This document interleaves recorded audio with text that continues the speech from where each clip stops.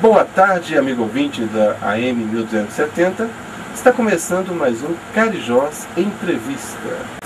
E nesta edição do programa Carijós Entrevista, nós vamos conversar com o filósofo e escritor Marcelo Pereira Rodrigues. Boa tarde, Marcelo. Boa tarde, Moisés. Boa tarde, ouvintes da Rádio Carijós. Muito obrigado pela participação, pelo aceito do nosso convite, Marcelo.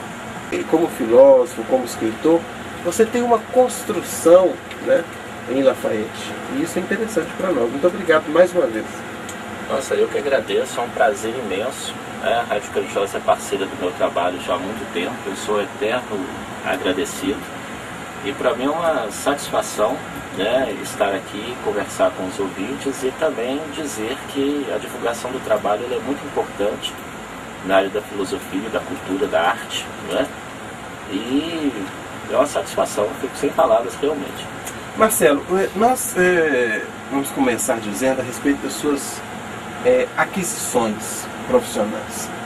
A primeira é um contrato que você fechou com a editora online, digamos assim, com a editora de vendas de livros online. Amazon. Né? Amazon. Isso. Eu já estava trabalhando nisso há muito tempo, juntamente com a minha agente literária.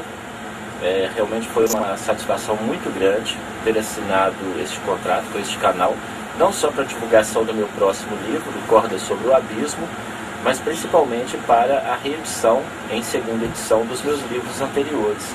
É uma tentativa de universalizar o trabalho, não é? Deixar acessível aos leitores e, juntamente ao livro impresso, o qual eu não abro mão, não é, de publicar, ser mais um canal de facilitação para a aquisição por parte do leitor. Ô Marcelo, agora você está lançando um livro, Cordas sobre o Abismo. Cordas sobre o Abismo, isso. Que espetáculo. Fala um pouquinho dessa obra. É um romance que se passa em São Paulo, capital. É um professor de filosofia chamado Denizar, um diletante de filosofia, um crítico. Ele vive em São Paulo, tem uma vida, ele escreve alguns artigos esporádicos para jornais de São Paulo, o Estadão, Folha de São Paulo. Ele é comentarista de um programa na TV Cultura e é um professor universitário. A grande paródia do livro é colocar um professor de filosofia e um filósofo com as questões cotidianas e rotineiras, né? E nisso a gente percebe algo muito interessante, porque o romance ele é permeado de bastante humor, bastante ironia, como este filósofo, Denizar, consegue se colocar no mundo, se colocar nas coisas, e simplesmente assim, do pensamento mais metafísico para o pensamento mais rotineiro, mais pé no chão. A história é bastante divertida, tem muitas pitadas de nonsense, que são aquelas tiradas surreais.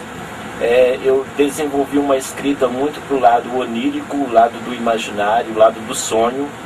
Então os sonhos que o Denizar tem são com escritores e filósofos super famosos, onde eu procuro também passar ao personagem esta questão mesmo dessa conversação, e certamente a narrativa toda ela é uma reflexão para cada um de nós acerca do nosso cotidiano.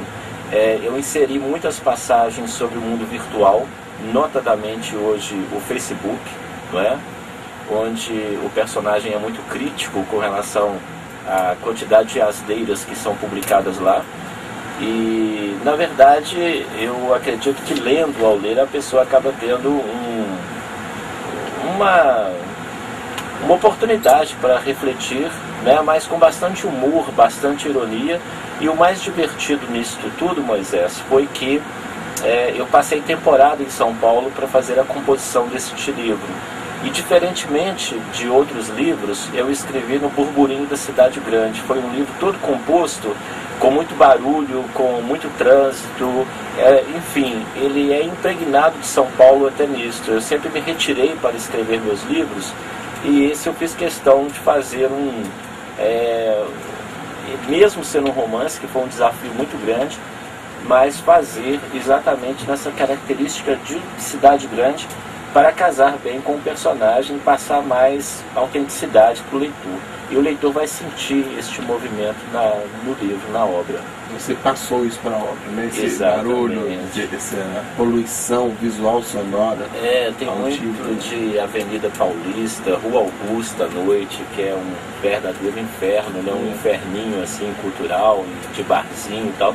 Então o livro é muito impregnado por isso e vai ser com certeza mais uma oportunidade. Eu sempre falo assim, que as minhas criações, elas são fictícias, lógico. Só que eu fico muito tentado e muito preocupado em dar uma característica bem geográfica, bem real, exatamente acerca da obra. Então aconteceu isso com Minhas Mulheres, que se passou no Rio de Janeiro, com Café com Sartre, que se passou em Belo Horizonte, e agora com este Corda sobre o Abismo, que é ambientado na capital paulista, São Paulo. São Paulo tem muitas coisas para poder fazer um livro, né? Porque é uma efervescência cultural sem tamanho, né, Marcelo? Muito, é o famoso tudo ao mesmo tempo agora. Tudo ao mesmo tempo agora, exatamente. Tudo e a coisa não para, né? Por exemplo, a Virada Cultural lá, que é um evento que ocorre anualmente, é algo louco. Você tem, assim, uma semana, né, de eventos e você pode conhecer várias variantes, né, da cultura. Não sabe aonde ir, na realidade é essa. Né? No domingo de manhã, você tem inúmeros eventos para ir, você fica, meu Deus, qual que eu vou? Porque no mesmo horário, 11 horas da manhã tem. E de bom gosto. Pois é, 11 horas da manhã tem show na comunidade hebraica, show na Matinais Sala São Paulo, no mesmo horário. Como é que faz? Não tem jeito. Agora, Marcelo, voltando à sua criação nesse livro, além de autor, tem o Nós MPR, está lá, além de autor? Você inspirou em você como filósofo para concretizar o Denizar? Eu acredito que sim. Eu acredito que é muito difícil você dissociar, né, o seu alter ego da sua criação. É claro que um pouco mais de técnica, ou mesmo o fato de ser um escritor profissional, me faça realmente criar personagens, e isso realmente é algo muito satisfatório. Mas realmente tem algo impregnado. Eu só não saberia te precisar o que, né, e onde estariam estas características, uma vez que o personagem ele tem características muito diversas das minhas, e de repente até no processo de criação você cria com esta intenção mesmo de ser um outro alguém. Isso realmente é muito interessante, é muito bacana você ser uma outra pessoa que você não é na verdade, e você consegue isso através do personagem. Mas seguindo a opinião do meu grande escritor, minha grande referência, Martin Page, francês, ele fala que sempre há esta impregnação do alter ego na questão do personagem. Então acredito que Denizar com certeza deva ter um pouco de característica do Marcelo. Agora, existe uma diferença entre o Marcelo cronista e o Marcelo romancista. A que você atribui esta distinção, essa diferença? O romancista, ele acaba tendo que abordar, ele tem que ter um pertencimento maior à obra, na questão do conjunto mesmo, da elaboração do tema, do assunto. E quando você pertence a esta obra, quando você se empresta a esta obra, você tem que ter uma dedicação assim muito grande para você ser coerente com início, meio e fim. A questão da crônica, eu sempre falo que ela é um retrato de um momento onde você pode, por exemplo, relatar algo, digamos assim, momentâneo, e até devido ao espaço você acaba colocando a sua impressão de forma muito forte ali, né? O Fernando Sabino, que é um grande escritor mineiro brasileiro, ele falava acerca de uma discussão que os acadêmicos tinham, os literatos, acerca da crônica ser um estilo menor na questão da literatura. E o Sabino falava com muita propriedade que a crônica era uma laranja, comparando-se a uma fruta, que ela pode não ter um status assim, de uma fruta muito importante, mas como é bom uma laranja, né? E eu concordo com ele, eu acredito que essa crônica, eu gosto muito de cronistas de jornal, de repente você lê um retrato que aquela pessoa fez, que aquela pessoa te levou a refletir. Eu acho isso muito interessante. Na questão dos romances, eu trato muito com o subjetivo, com a subjetividade na composição de personagens e tal. Na questão da crônica, eu tenho que ser mais objetivo. Ali sim fica impregnado mais o Marcelo crítico, o Marcelo filósofo, o Marcelo que propõe uma discussão. Então há essa distinção sim, há pessoas que classificam o meu trabalho, né? Pô, você tem uma veia mais polêmica, mais ácida na sua crônica, e no romance você consegue ser mais terno, mais amável e tal. E na verdade é um pouco disto, são facetas de um mesmo personagem.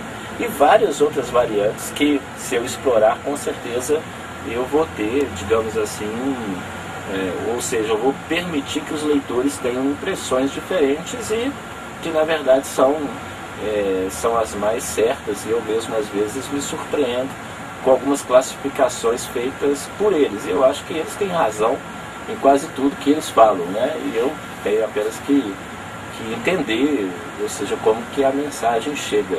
Você já publicou quantos livros? 8 livros. 8 livros. 8 livros. Cada livro aconteceu em um determinado local, romances, e também tem as coletâneas, né? De crônicas. Na verdade, estes 8 livros já estão inseridos, né? Com as coletâneas. Eu tenho Muito Humano Demais e Nós, são os meus 2 primeiros livros. Pimenta, Sal e Alho, que foi uma coletânea, e o ano passado eu publiquei o Acústico MPR, os piores sucessos e os melhores fracassos de Marcelo Pereira Rodrigues. Então aí são 4 livros. É um processo de crônica, de seleção, alguma coisa que já havia sido publicado, é um processo até mais fácil. O mais difícil é compilar isto para que tenha um sentido em publicar um livro, início, meio e fim. É algo muito satisfatório, mas algo assim que até na questão do mercado tem uma aceitação muito boa. Agora, a composição do romance, aí são 4, são 23 horas e 59 minutos, Reminiscências do que está por vir, Um Café com Sartre, Minhas Mulheres e O Filósofo Idiota. Então já é outra concepção. Aí sim eu me retirei, né? Eu precisei de fazer locações em outras cidades mesmo, como se fosse um cineasta tentando captar uma cena. E agora, em Cordas sobre o Abismo, eu volto, né, na questão do romance, que eu sou muito cobrado por isso. Quando eu publico a crônica, o livro de crônica, muitos leitores não entendem como um livro inédito, e na maioria não é. Então é uma cobrança muito grande. Quando você vai escrever o próximo livro? E eu tenho uma dádiva muito grande, porque assim, para você elaborar um livro, eu tenho leitores que fazem, por exemplo, a pré-aquisição do livro, pré-venda, no dia do lançamento está lá, recebe o seu livro, autografa, aí o cara lê em 2 dias. Aí no terceiro ele manda um e-mail para mim falando assim: ô Marcelo, qual vai ser o seu próximo livro? Eu falei, pô, deixa eu produzir, não é? Sentir o gosto. Né? Não é produção em série, mas para mim é uma grande dádiva, porque eu tenho um público, Moisés, que me acompanha há 12 anos. Eu tenho pessoas que têm a coleção dos meus 8 livros. Né? Outro dia eu fui a uma biblioteca, né, de uma conhecida, e ela me mostrou a biblioteca dela. Ela tem coleções. Paulo Coelho, Sidney Sheldon, Machado de Assis, Marcelo Pereira Rodrigues. Então, para mim, nossa, eu me senti bastante orgulhoso, porque assim, é uma biblioteca sortida, e eu fazer parte disso, quer dizer, pô, sem preço, né? Uma coisa que... Agora, como escritor, como formador, como informador de opinião, você tem ideia da sua responsabilidade para com os leitores, Marcelo? Sim, claro. Eu acredito que a palavra falada, anunciada, escrita, ela tem um peso muito grande, uma responsabilidade muito grande. É o que fica, não é? Então, quando você expressa a opinião, na verdade você está, o popular falando, dando a cara para bater, não é? Com repercussões, enfim. Claro que eu tenho essa responsabilidade. Cada vez mais eu tenho me atentado assim para divulgar em bons canais, até a questão da divulgação do meu trabalho, divulgar em algumas publicações que realmente tenham relevância, porque acaba tendo esse processo de seleção também, né, de você passar. Então, na verdade, o grande problema do Brasil como um todo é que as pessoas querem notícias muito sensacionalistas, né, notícias assim impactantes, e de repente a cultura, a arte, ela não trabalha nesse viés mercadológico, nesse viés de consumo, nesse viés à la Big Brother, sabe? Então não é a nossa intenção. Então os canais acabam sendo reduzidos porque a gente acaba não sendo muito chamado, não tendo muita demanda, e a nossa assessoria mesmo faz um escrutínio muito grande, ou seja, o que a gente vai divulgar, o que a gente vai publicar, para quem, qual que é a seriedade daquele canal. Então, por exemplo, a Rádio Carijós, ela tem esse atestado por parte da nossa assessoria de um veículo de qualidade. Então a gente tem realmente assim, é trabalho que nós estamos fazendo aqui, essa questão da divulgação, né? E outros canais a gente realmente evita e tal.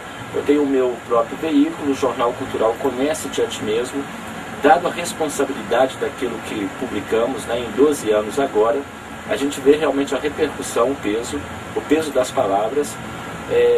Eu falava com você fora do ar, é muito interessante você ser parado nas ruas e as pessoas comentarem com você trechos daquilo que você de repente escreveu.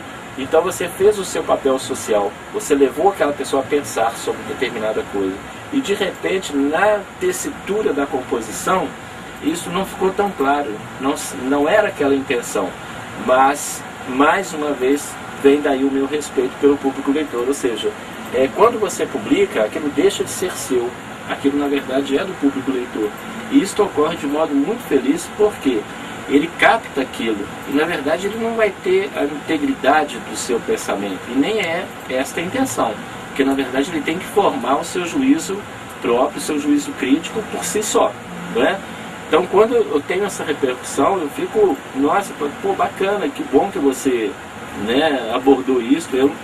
De repente eu mesmo não tinha pensado, né, sobre essa repercussão. E para mim é fantástico, simplesmente fantástico. Podemos exemplificar que é uma lapidação brilhante, né? Com aqueles inúmeros lados, facetas. Cada um tem uma visão a respeito daquela obra, né? E até o próprio autor fica surpreso com isso, né? Eu lembro sempre de uma história do Mário Prata, que eu gosto muito, um cronista muito bom, um romancista muito bom. Ele disse que houve um livro dele que iria cair no vestibular, e que ele, para modo de teste, ele fez a inscrição no vestibular e foi fazer a prova com as questões do seu livro, e ele errou várias. Então você imagina o que acontece, ou seja, o próprio autor, na questão de quem selecionou aquele material, né, não sabia, ou seja, não houve o que é verdade, qual é a resposta verdadeira. É muito subjetivo. Ela não tem só um lado, ela tem várias facetas, né? Então quando o Mário Prata nos falou isto através de um texto, além de ser muito engraçado, né, irônico, nos dá uma lição da questão da percepção das pessoas também sobre a obra, né? O que é a obra? O que o cara quis dizer? Eu acho que até para a obtenção da verdade a pessoa deveria ter um testemunho da própria pessoa. O que você quis dizer? Né, para a pessoa passar para ter uma identificação mais real com o fato. Tem algumas editoras que fazem esse trabalho, né? De dizer no lançamento, dizer a ideia do autor, construir aquelas histórias. Mas aí, na verdade, também, a gente pode cair num erro, assim, até numa ditadura do politicamente correto. O que ele quis dizer? Bem, na verdade, eu acredito que o que a pessoa quis dizer deva necessariamente ficar no subentendido, né? Porque é subentendido, nem tudo é para ser compreendido. Eu acredito que deva haver um pouco de mistério também, porque senão fica tudo mostrado, fica tudo demonstrado, óbvio, não, eu quis escrever isto porque eu quis dizer isto. Não, ali eu quis dizer isto porque... Não, acho que fica muito chato. E também vai conduzindo o pensamento, né? E vem aquela forma de viseira, quer dizer, eu escrevi isso, você entende isso, ponto, acabou. Sim. E perde um pouco aquela alegria, né? Aquele prazer na leitura, que é a descoberta em cada frase, né? É verdade.